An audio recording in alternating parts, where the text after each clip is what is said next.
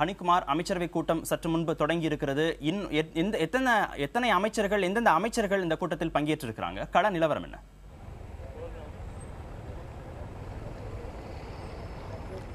நிச்சயமா, அதாவது எப்போவுமே அமைச்சரவை கூட்டம் நடக்கிறது ரொம்ப இயல்பான ஒரு விஷயம். ஆனால் எப்போதுமே அந்த அமைச்சரவை கூட்டம் ஒரு பெரிய பரபரப்பு எதிர்பார்ப்பை ஏற்படுத்துவதில்லை. ஆனால் இன்னைக்கு நடைபெறுகின்ற இந்த அமைச்சரவை கூட்டம் ஒரு மிகப்பெரிய ஒரு எதிர்பார்ப்பை தமிழக மக்கள் மத்தியில் ஏற்படுத்தியிருக்கு. அதுக்கு காரணம் வாடிவாசல் காளைகள் வருமா வராதா, ஜல்லிக்கட்டு நடக்குமா அது மாதிரி பல்வேறு எதிர்பார்ப்புகளும் கேள்விகளுக்கும் இடையே தான் ஒரு பரபரப்பான சூழலை இன்னைக்கு இந்த மத்திய அமைச்சரவை கூட்டமாக நடைபெற்றுக் கொண்டிருக்கிறது. காரணம், இன்னைக்கு நடைபெறுகின்ற இந்த அமைச்சரவை கூட்டத்தில் ஜல்லிக்கட்டு குறித்த முக்கியமான ஒரு அறிவிப்பு வரும் என்ற எதிர்பார்ப்பு நிலவுகிறது. அதன் அடிப்படையில் தான் இன்னைக்கு நடைபெறுகின்ற இந்த அமைச்சரவை கூட மிகப்பெரிய ஒரு எதிர்பார்ப்பையும் முக்கியத்துவத்தையும் பெற்றிருக்கு அப்படின்னு தான் சொல்லணும்.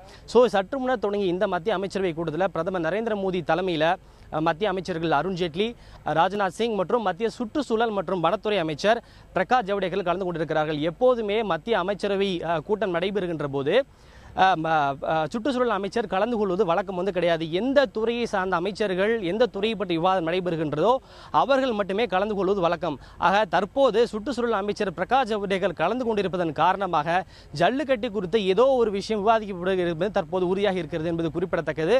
குறிப்பாக இந்த விஷயத்தில் அரசு என்னென்ன செய்ய வாய்ப்பு இருக்கிறது என்பது பற்றி விவாதிக்கப்படுகிறது. ஒன்று, ஜல்லிக்கட்டு குறித்து அவசர சட்டம் நிறைவேற்றப்படுமா அல்லது அரசாணை வெளியிடப்படுமா என்று பல்வேறு விதமான குழப்பங்கள் ஏற்பட்டு வருகிறது. இது சொல்லப்பட்ட முக்கியமான விஷயம். அரசு அவசர சட்டம் இயற்றுவதற்கான அவசியம் இல்லை என்றே மத்திய அரசினுடைய அரசு வட்டாரங்கள் தெரிவிக்கின்றன. ஏனென்றால் ஒரு சட்டத்திலேயே திருத்தங்கள் கொண்டு வர வேண்டும் என்றால் தான் அவசர சட்டம் கொண்டு வர வேண்டும். ஆனால் மத்திய அரசு இந்த விவகாரத்தில் சட்ட திருத்தம் கொண்டு வர போவதில்லை. ஒரு அரசாணை ஒன்று, அதாவது எக்ஸிகியூட்டிவ் ஆர்டர் என்று சொல்லப்படுகின்ற ஜிஓ ஒன்றை தான் அரசானது வெளியிட போவதா தகவல் வெளியாகி இருக்கிறது. எனவே அதனை செய்வதற்கு அவசர சட்டம் வெளியிட வேண்டிய அவசியம் கிடையாது. ஒரு அரசாணை ஒன்று வெளியிட்டாலே போதும். அதாவது prevention of cruelty to the animals 1962 அந்த சட்டத்தின் கீழ் 2011ஆம் ஆண்டு மத்திய அரசானது ஒரு அரசாணை ஒன்று தான் வெளியிட்டது. அந்த அரசாணையின் அடிப்படையில் தான் பர்ஃபார்மிங் அனிமல்ஸ் என்று சொல்லப்படக்கூடிய காட்சிப்படுத்தும் அந்த பட்டியலில் காளையானது சேர்க்கப்பட்டது. ஆக 2011ஆம் ஆண்டு மத்திய அரசு வெளியிட்டது ஒரு அரசாணையை தவிர அது சட்டம் கிடையாது. எனவே தற்போது ஜல்லிக்கட்டு நடத்துவதற்கான தடையை நீக்க வேண்டும் என்றால் அந்த காட்சிப்படுத்தக்கூடிய விலங்குகள் பட்டியலில் 6வது இடத்தில் இருக்கக்கூடிய காளையை நீக்கிவிட்டாலே ஜல்லிக்கட்டு நடத்த முடியும். ஆக ஒரு அரசாணையை ஸ்டக் டவுன் செய்து இன்னொரு அரசாணை ஒன்றை வெளியிட வேண்டும்.